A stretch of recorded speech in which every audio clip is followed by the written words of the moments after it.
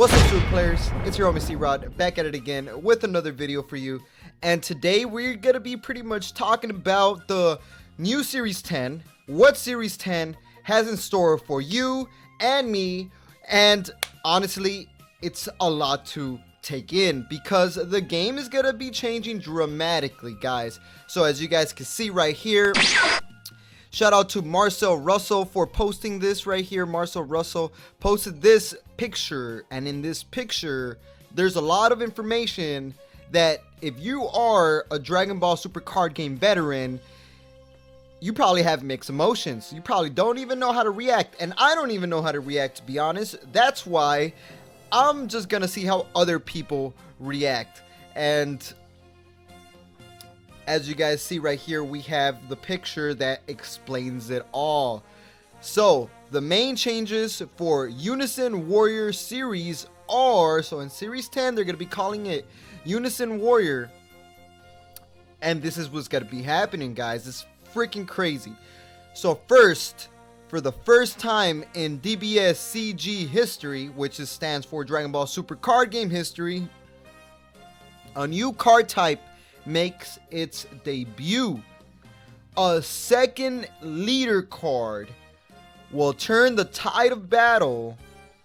These cards are easy for beginners to play, so that's good.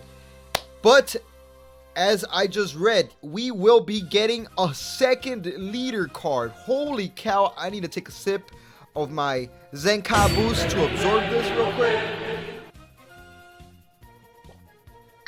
So we're getting a freaking second leader, guys.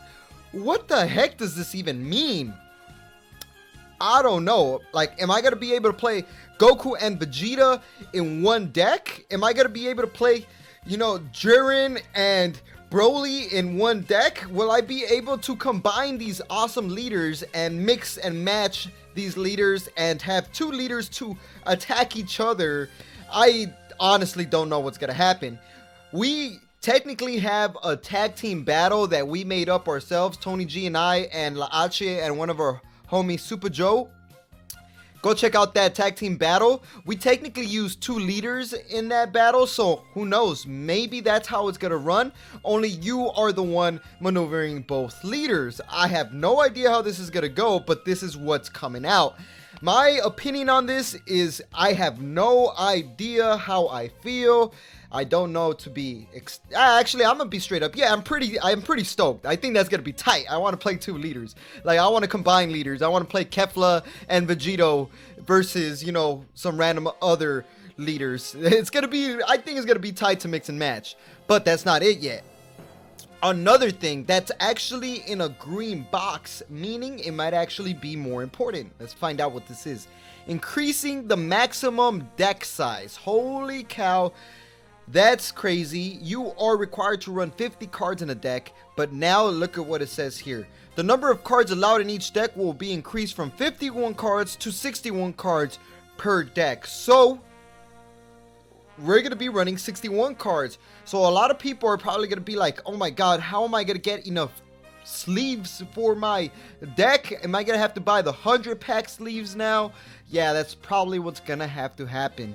So that's good for the card sleeve companies like Ultimate Guard. So go buy yourself katanas now, the 100-pack ones, because those are probably the best sleeves to get. Hit it up in the description. Also, players have a wide choice for deck strategies. So it's looking like this new Series 10 is going to make it hopefully easier for beginners, because that's what it's saying. And 61 cards in a deck means I can now finally fit some of the cards that I was like, damn, I can't fit them into my deck. Now I'll actually be able to fit cards into my deck, and Shenron will, feel more like you have more battle cards in the deck instead of just 7 Dragon Balls right off the bat. So that's cool. I think that's cool. That's why Marcel posted Janemba nerf incoming, because 61 cards in the deck is, technically nerfing, because the way Janemba would win is you run out of cards to draw. Since you have 10 extra cards, that makes it harder for your opponent to mill you out. And on top of that, we got a rarity and pull rates improvements. So maybe it's going to be easier to pull the secret rares. Maybe it's going to be easier to pull the super rares. Or maybe they're going to create new rarities and make those slightly more easy to pull. I have no idea what they mean by this, but what I'm guessing is that they're gonna be making it easier to pull, because as I see right here, it says amount of card rarities, pull rates, and card foiling improved. So they're gonna pretty much fancy out the art style. That's what it sounds like. All cards can be used as usual, so it's looking like they're gonna be upping the, you know, the sexy factor in the cards, which is cool. You know, the cards will look sicker. They already look sick compared to every other cards that I see like in other card games. But let's see what people are saying. So there's a total of 333 comments right now. This one's funny, look. This was pretty funny. Yeah, until you have both Cooler and Janemba lead on the field, so you're gonna be doing some ultra super milling on your opponent. Yeah, that's gonna be pretty darn insane if that actually is how it's gonna work. So I don't know how to feel on that part. That guy made it kind of scary now. This is a cool question. It says, do you think they will increase the life too? Honestly, I don't think they're gonna increase the life, because then the game will be like 20 years long. So I think it might stay still at 8 lives. I have no idea, but the way I would think is that they would keep it at still 8, but who knows? In our match with our tag team battle, we actually raised their life to 16, so it definitely can increase the life as well.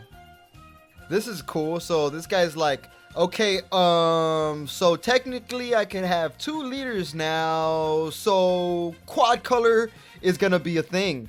And I think quad color, if this works, might actually be a thing, since we could run dual color leaders.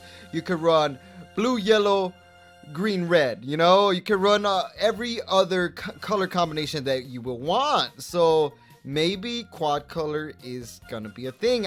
We don't have any more information. I have no extra information, but you know, it's cool to see what people are thinking right now just based on this picture. This guy's like, yo, that's gonna be interesting, because I would definitely run a 61 card deck, to be honest.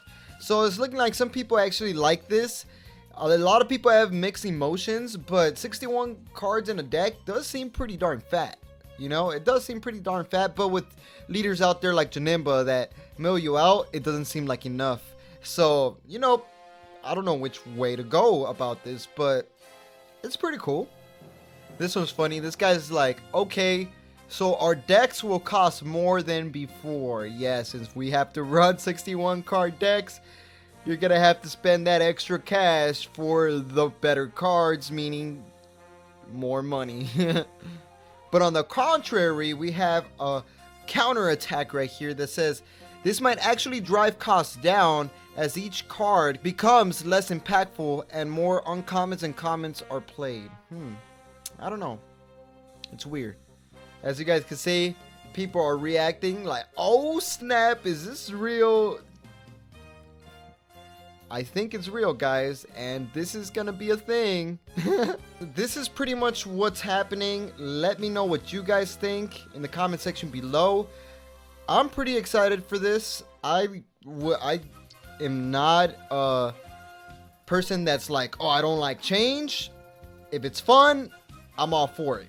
You know, as long as the game continues to be fun, continues to have its awesome impact on players and make people want to go play at the tournaments, I'm all for it.